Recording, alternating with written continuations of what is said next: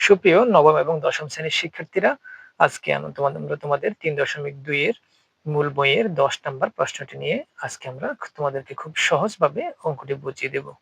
দেখো আমরা এখানে কিভাবে করছি। প্রশ্নটা হচ্ছে m+1/m = a হলে m³ + 1/m³ এর মান নির্ণয় করো। তাহলে আমরা এখানে লিখতে পারি given that দেওয়া আছে m+1/m m+1/m = a, যেহেতু প্রশ্নে এটা আছে আমরা এটা সরাসরি লিখবো। আমাদের এখানে m³ + 1/m³ এর মান লিখতে বলছে, তাহলে আমরা লিখবো প্রদত্ত রাশি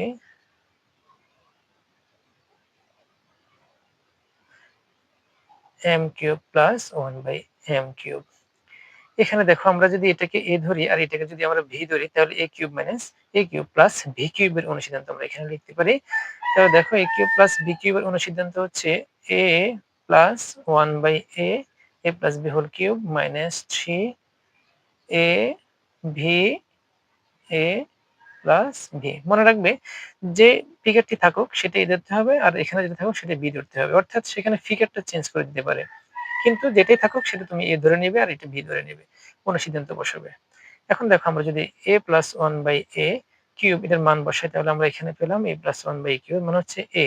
আমরা এখানে লিখলাম a, কিউব এর কিউব লিখলাম -3 লিখলাম, m কাটা যাবে 3 একে 3। এবং যদি আমরা এটা সমান লিখি তাহলে এটা ইনটু হবে, এটার মান হচ্ছে a। এখন দেখো a³ - 3 দিয়ে এর গুণ করলে হবে 3a। দেখো এটাই হচ্ছে আমাদের সঠিক, এটাই হচ্ছে আমাদের অ্যান্সার, a³ - 3a। আশা করি তোমরা এই অঙ্কটি খুব সহজে বুঝতে পেরেছো। এটি অত্যন্ত সহজ একটি অঙ্ক। তোমরা আশা করি অঙ্কটি বুঝতে পেরেছো।